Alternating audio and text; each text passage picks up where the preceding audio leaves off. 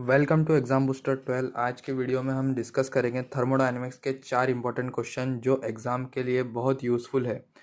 हम इन क्वेश्चन को easy explanation और डेरिवेशन के साथ समझेंगे ताकि आपको कॉन्सेप्ट क्लियर हो जाए। तो चलिए शुरू करते हैं। तो चलिए देखते हैं अपने क्वेश्चन नंबर 1 को। Zeroth law of thermodynamics and limitation of first law. तो zeroth law of thermodynamics, zeroth law of thermodynamic एक बेसिक और फंडामेंटल प्रिंसिपल है जो थर्मल इक्विलिब्रियम के कॉन्सेप्ट को डिफाइन करता है।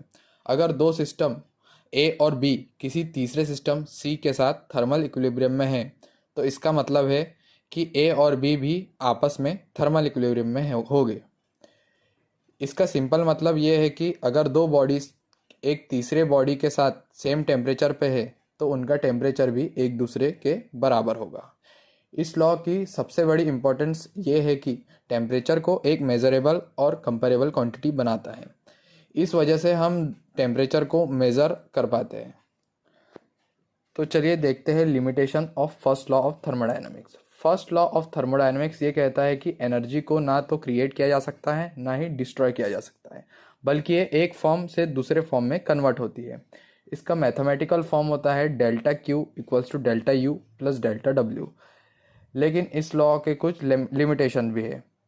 ये एनर्जी के कंजर्वेशन को डिफाइन करता है लेकिन प्रोसेस का डायरेक्शन नहीं बताता। मतलब ये नहीं बताता कि कोई प्रोसेस स्पॉन्टेनियसली किसी डायरेक्शन में चलेगा। ये इरिवर्सिबिलिटी को एक्सप्लेन नहीं करता। रियल लाइफ प्रोसेस इरिवर्सिबल होते हैं, लेकिन फर्स्ट लॉ सिर्फ एनर्जी के कंजर्वेशन के कॉन्सेप्ट को डिस्कस करता है। ये एफिशिएंसी के बारे में इंफॉर्मेशन नहीं बताता। मतलब किसी मशीन या हीट इंजन की मैक्सिमम एफिशिएंसी क्या होगी, ये फर्स्ट लॉ से पता नहीं चलता।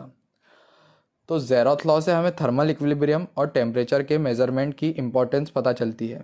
तो चलिए बढ़ते हैं अपने क्वेश्चन नंबर 2 की तरफ, जिसमें हमसे पूछा गया है मैकेनिकल इक्विलिब्रियम और थर्मल इक्विलिब्रियम के बारे में।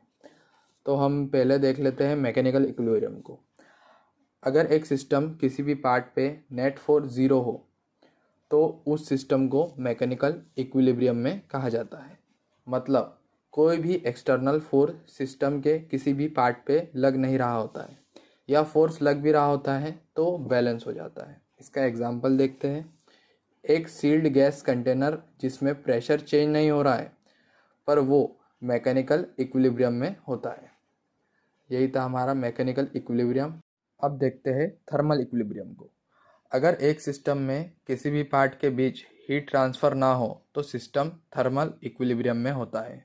इसका मतलब है कि सिस्टम और सराउंडिंग का टेम्परेचर सेम हो जाता है और हीट ट्रांसफ़र रुक जाता है। इसका एग्जांपल देख लेते हैं।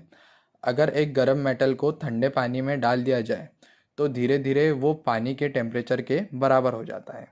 जब दोनों का टेम्परेचर इक्वल हो जाए तब सिस्टम को हम थर्मल इक्विलिब्रियम में कहते हैं। तो यही था हमारा मैकेनिकल इक्विलिब्रियम और थर्मल इक्विलिब्रियम के बारे में। अब बढ़ते हैं अपने क्वेश्चन नंबर 3 की तरफ, जिसमें हमसे पूछा गया है थर्मोडायनेमिक्स प्रोसेस के बारे में। तो थर्मोडायनेमिक प्रोसेस एक ऐसा प्रोसेस होता है जिसमें एक सिस्टम का स्टेट चेंज होता है due to heat transfer, work या दोनों। Types of thermodynamic processes.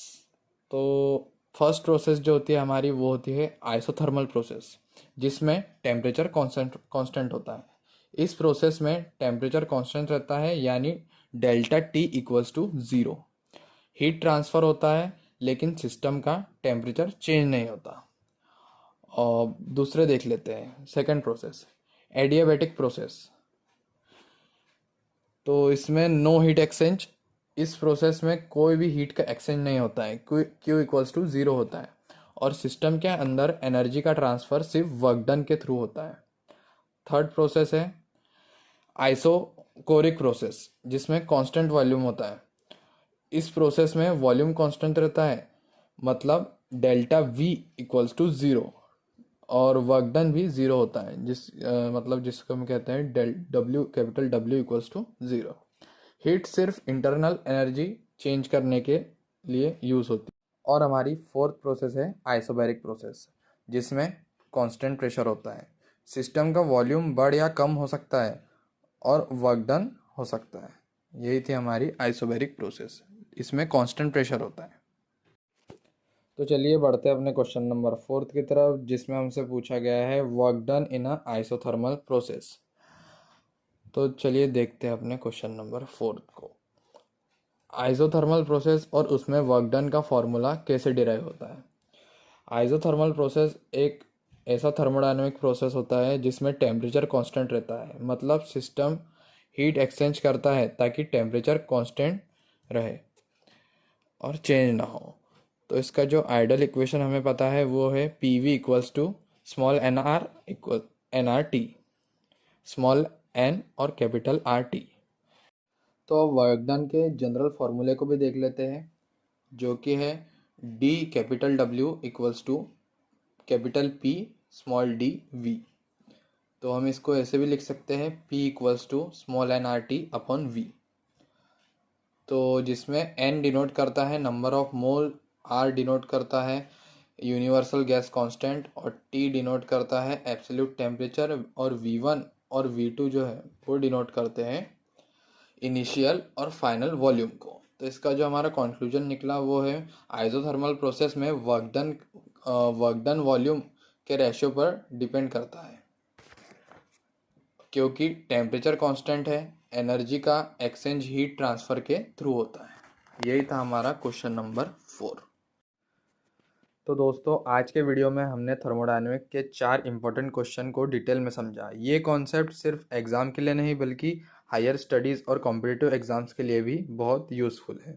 अगर आपको ये वीडियो हेल्पफुल लगा हो तो लाइक ज़रूर करें और कमेंट में बताएं कि आपको कौन सा कॉन्सेप्ट सबसे ईजी या टफ़ लगा। और अगर आपको ऐसे ही इन्फॉर्मेटिव स्टडी वीडियोस देखने हैं तो एग्ज़ाम बूस्टर 12 को सब्सक्राइब करें और बेल आइकन दबा दें। Thank you.